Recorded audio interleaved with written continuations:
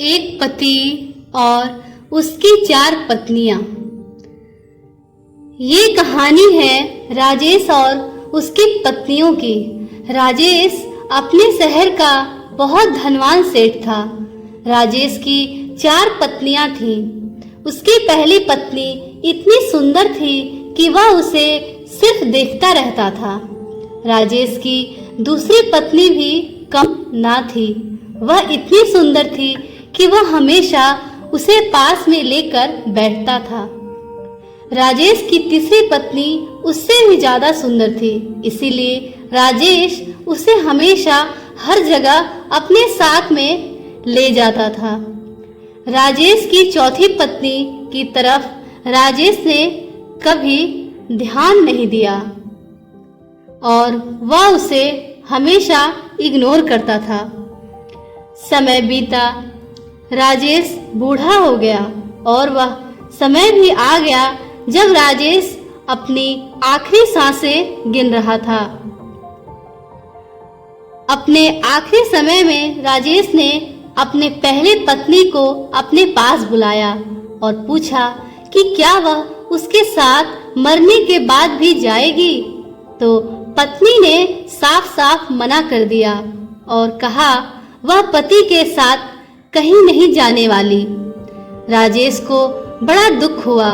फिर राजेश ने दूसरी पत्नी को अपने पास बुलाकर यही सवाल किया।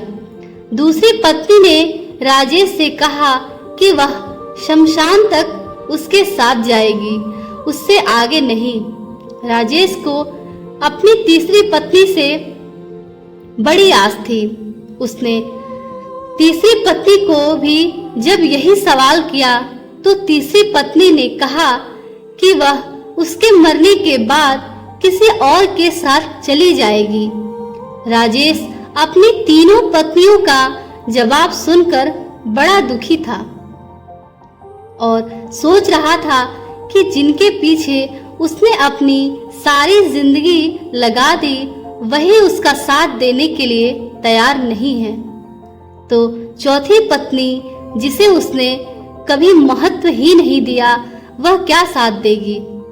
चौथी पत्नी खुद ही राजेश के पास आई और राजेश के बिना पूछे ही उससे कहने लगी कि वह हर उस जगह जाएगी जहां वह जाएगा।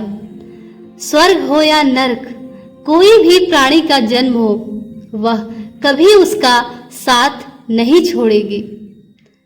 अपनी चौथी पत्नी का जवाब सुनकर राजेश की आंखों से आनंद के आंसू आ गए और उसने खुशी खुशी अपने प्राण त्याग दिए। दोस्तों, ये जरूरी नहीं है कि जिसे हम चाहते हैं वो भी हमें चाहता हो, और ये भी जरूरी नहीं है कि जिसे हम पसंद ना करते हो वो भी हमें पसंद ना करता हो।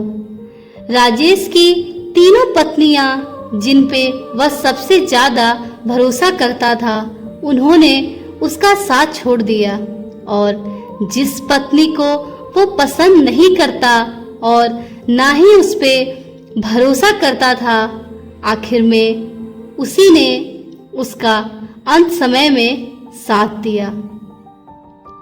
हम जीवन में जिन पर भरोसा करते हैं वो ही अक्सर हमारे भरोसे को तोड़ देते हैं, और वही जिनसे हमें कोई उम्मीद नहीं होती वे ही अक्सर हमारी आगे बढ़ मदद करते हैं।